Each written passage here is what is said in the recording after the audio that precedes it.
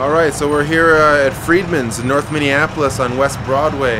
It is the premier Nike purveyor in town for all the sneakerheads and sneaker junkies that show up and stand in line for their Air Force Ones and their Nike Jordans. It's a Jordan release today, kind of a quiet day, but we're gonna go in and check it out.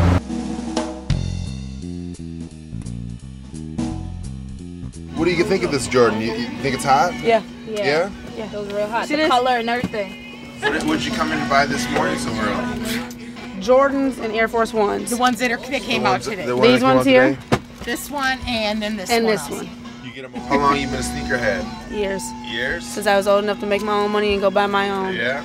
I got stacks and stacks and stacks in the closet. People come here when there's a new release and buy that one. If it's a week old, they don't want it. They say, oh, that's old, I don't want it. This isn't necessarily when you're busiest Saturdays, but you do this a couple times a month? Yeah, pretty much, you know, new Jordans, new Air Forces, sometimes new Adidas or Reebok. People like to wake up and get the hottest shoe and then wear it the rest of the day, make sure they're the first people with it. I kind of got into these kind of sneakers through skateboarding. That's where I got introduced to like dunks and stuff and that. On my desk, this is the Jordan from 1993, and they kind of used that inspiration to make a dunk, you know, or Jordan from '89. They used that for the inspiration on this. Those are baby ones? It's funny though, people who are into sneakers, it's like total addiction. So how much you spend a month, man? It's more than we should. Maybe your girlfriend can take a walk. Yeah. How long have you been working here? This has been in your family for... It's been in my husband's family. Right.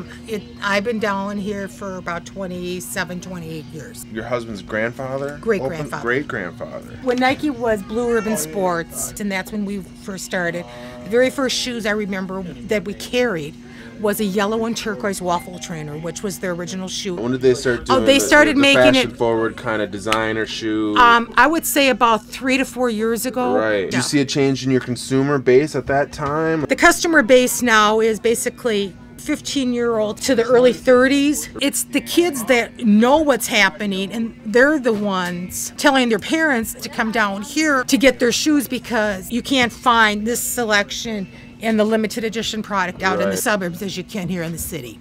So you guys, because of your relationship with Nike, still get the limited edition that you can't get at a chain mall store. Exactly. So like they make a lot more of these and they make these. Yeah, this one's more of a handful of stores, this one's more of a general release. Well, that's the one I was saying. So this was the monster release. This was what, 2 weeks ago, and you had 2 weeks ago. And so it's just simply because you got fewer shoes and they give you these. And how do kids know that? Internet. And, I mean, there's so many shoes to choose from. You know, I got to wear something that's not even on the shelf anymore, so it makes it hard to find something. There was that craze, like maybe 10, 15 years ago, where people were like getting shot over expensive shoes and stuff. If there's a tremendous launch, I mean, like a lifestyle Jordan, you know, like that happened 2 weeks ago, where this red one and this gray one, and it was the array of customers that were waiting at the door to get that one was, you know, it was like 40 to 50 deep, and I don't get that many shoes. Right. I mean, you only get so many, and you don't even get to choose your sizes because Nike sends you the sizes. And the customer who's been waiting in line, if they don't get their size, that's when the fighting starts going. Right. So how do you deal with that? I mean, do you give wristbands out? I mean, how nope, it's first come, first serve. Yeah. Well, hey man, do you want to just show me the boutique real fast? So this is the hyper exclusive Friedman's boutique. Why don't you just tell me a little bit about this new boutique space? Something that we're trying out right now. Nothing, you know, too serious. Just trying to offer a little bit of a different perspective. I mean, you got your mainstream stuff downstairs, and you know, and now we're trying to offer, you know, a little different atmosphere. Started up a couple months ago.